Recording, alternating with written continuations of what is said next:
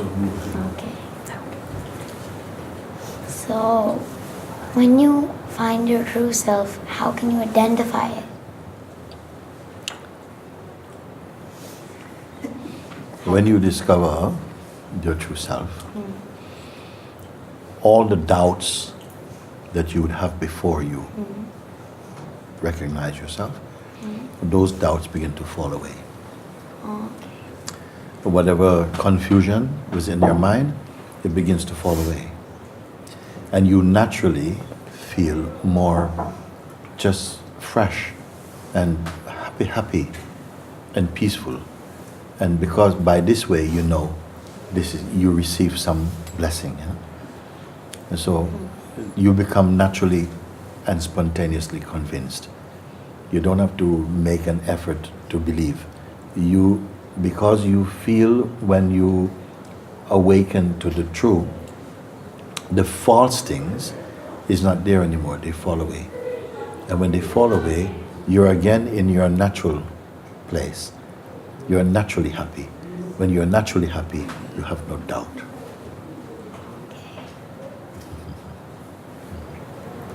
So then all your doubts fall away on their own? Yes, they fall. If there are sometimes some doubts might still be there.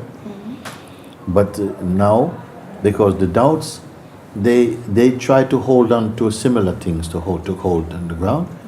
But when you wake up, all of them begin to fall away.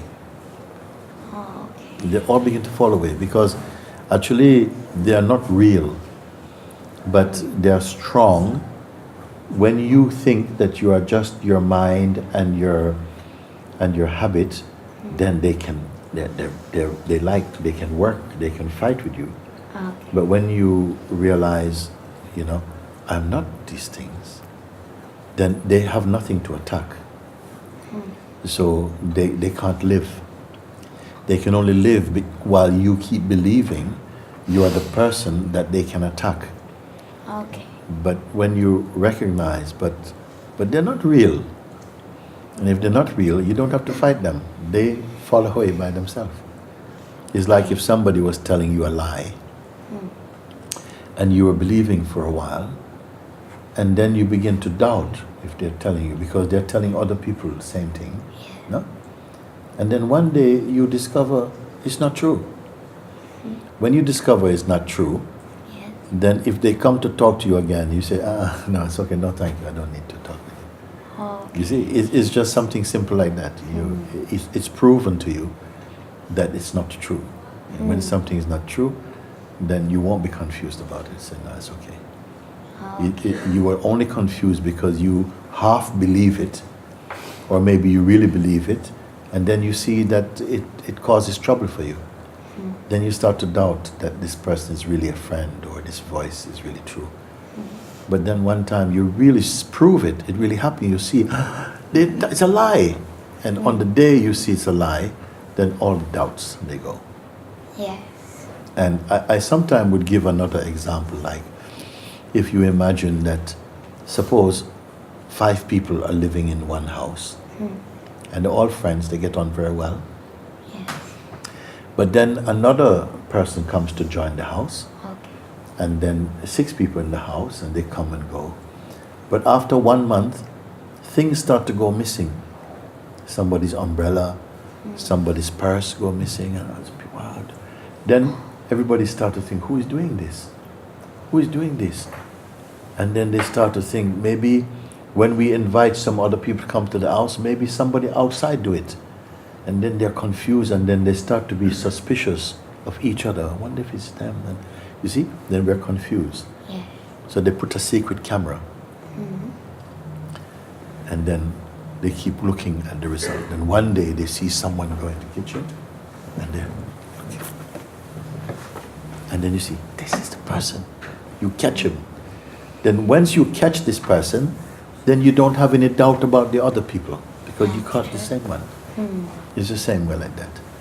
Some things in our mind we are not sure about. We believe them, but then they cause trouble. Then you start to think, I don't know if this is true. Like somebody's telling you, you should do this thing. And you do it and you get into trouble. And then you keep getting into trouble. And then if you're smart, you think, next time they tell me to do something, I don't accept it so fully. I watch. Then maybe one day you see, no, it's not true that they're speaking. Then when you see it's not true, then everything fall away. It cannot stay with you. It's just like that. And I've experienced that once. When I was in Chandigarh, one of my friends, like we used to cycle. So then one day, like there was a park nearby. So then A park or party? Park. A park, huh? So there was a lock on it. But then some people climb on it and then they get over. But then the people locked it because grass was growing there.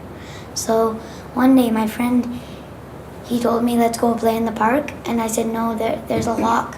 But then he said, nothing happens. Then I went in. Then some aunties, they started telling us, they started getting mad at us. And then that happened 2-3 times. And after that, he still asked me 2-3 times again. But then I said, no. Yeah. I doubted him then. Yeah, just like this. Everybody has this common sense. We call it common sense. Some people, they call it wisdom. You have to sometimes experience something that you doubt it, not sure. But if you believe everything, sometimes you get into trouble very quickly. Yes. And sometimes you have to doubt a little bit, But you can start to doubt too much. And some people, they doubt everything. And then, their life seems to stop, like everything, this.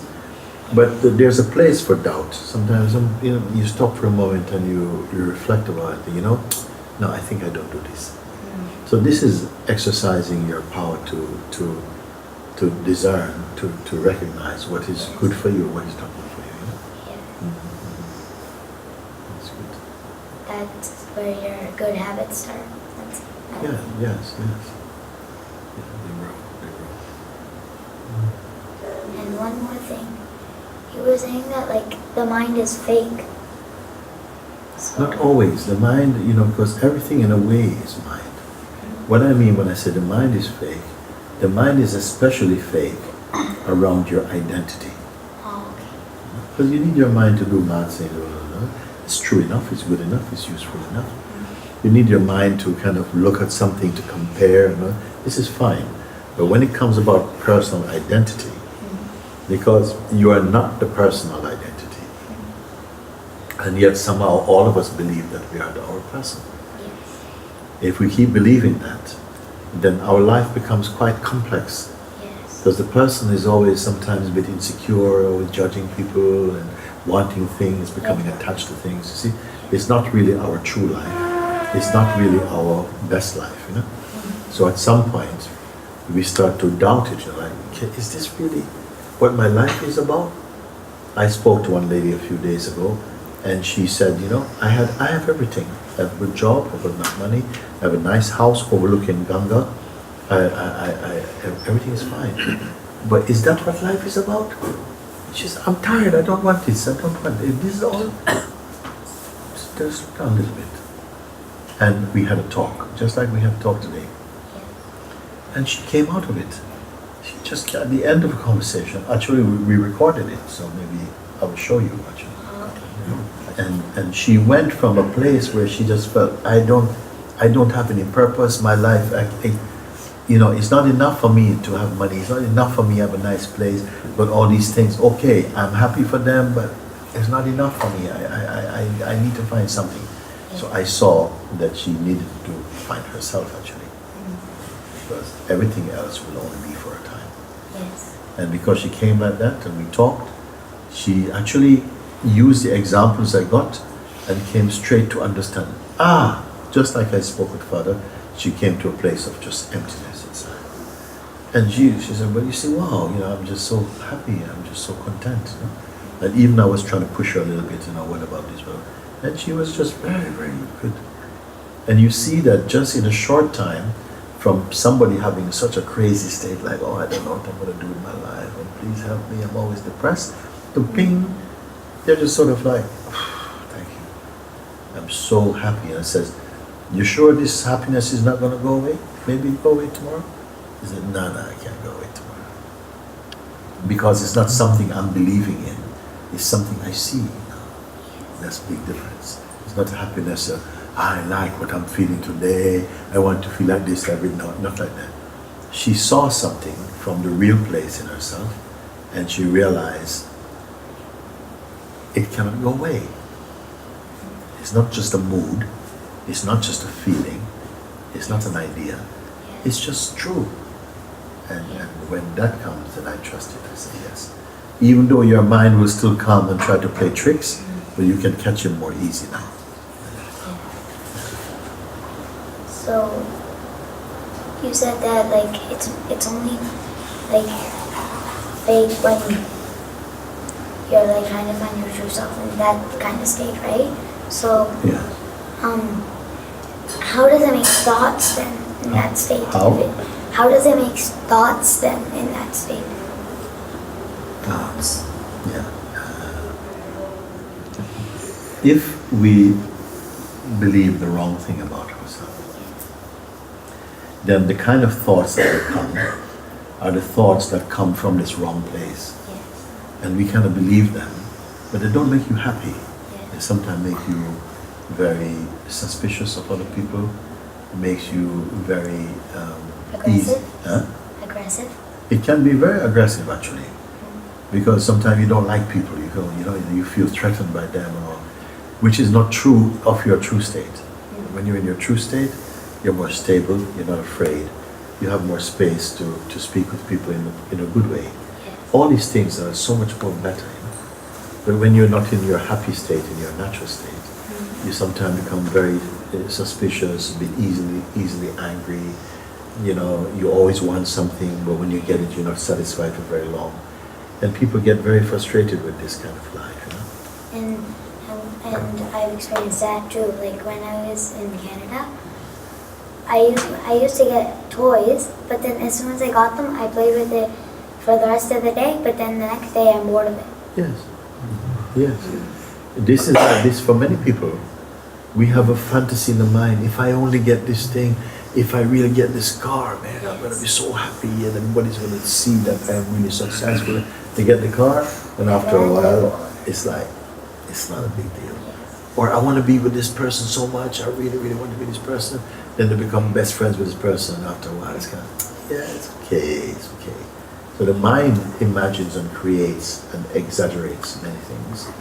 But in the actual experience of being with them, it's actually, it was bigger in my mind. Like sometimes, I have some food that I like from my town, and then I'm not living there for a long time, and then somebody's coming from my town to come and visit me. I say, oh, give me some patties. Yes, I want some patty, I want this particular kind of food. And they go through a lot of trouble to bring this food, and when they come, and then I'm eating it, it's not really so great. Yes. It was more great in my mind. When you didn't have it. When I didn't have it and I want it, and I know it's coming, I start to create a lot of, your mind says, wow, this is going to be so tasty. And then actually you're eating it, and it actually is not that tasty, and you realize that really you're just eating memory. You remember, oh, this was so great, and you're eating. And often I found also that I was eating and sometimes talking with somebody, not even paying attention to this food I've been fantasizing about. And they just eat it, and oh, did I eat that? I don't even remember eating it. It's so ridiculous, actually, the way that our mind and our, sort of identity and personality work is very, very strange. But most people don't recognize that, because quickly you forget it. And next time it happens again, and so on.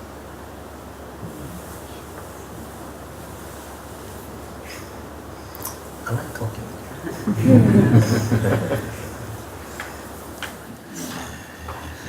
It was such a joy to hear his questions. Yeah. I'm so happy. He's listening to you, and he's from the first time.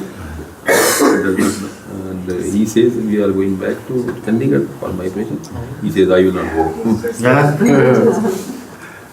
to attend satsang. We will come back, okay?